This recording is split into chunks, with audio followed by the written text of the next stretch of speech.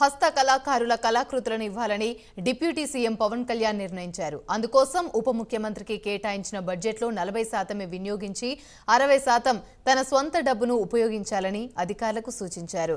రాష్ట్ర ప్రభుత్వ సమావేశాలు, వేడుకలకు వచ్చే ప్రముఖులు, ప్రతినిధులను గౌరవించి సత్కరిస్తారు. అదేవిధంగా మన రాష్ట్రం తరపున ఇతర రాష్ట్రాలకు గాని దేశ రాజధానికి కాని వెళ్లినప్పుడు మర్యాదపూర్వకంగా జ్ఞాపికలు ప్రదానం చేస్తారు. ఇందుకోసం మన రాష్ట్ర హస్త కళాకారులను రూపొందించిన కళాకృతులు, కలంకారీ వస్త్రాలు ఇచ్చి సత్కరించాలని పవన్ డిసైడ్ అయ్యారు. ఇలా చేయడం ద్వారా మన రాష్ట్ర కళా సంపదకు ప్రాచుర్యం అందించడంతో పాటు హస్త కళాకారులకు ప్రోత్సాహం లభిస్తుందని పవన్ తెలిపారు. ఇందుకోసం అనుగుణంగా లేపాక్షి సంస్థలో ఉన్న కళాకృతులను పవన్ కళ్యాణ్ పరిశీలించారు.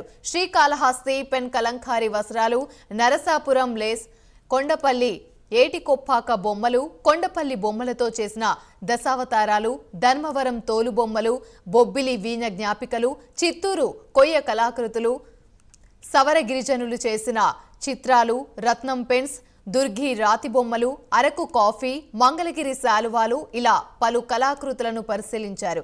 ఎంపిక చేసిన వాటితో గిఫ్ట్ హ్యాంపర్ సిద్ధం చేయించి వాటిపై ఆంధ్రప్రదేశ్ ప్రభుత్వ ముద్ర, అందులో కళాకృతుల వివరాలతో కూడిన కార్డు ఉంచాలన్నారు.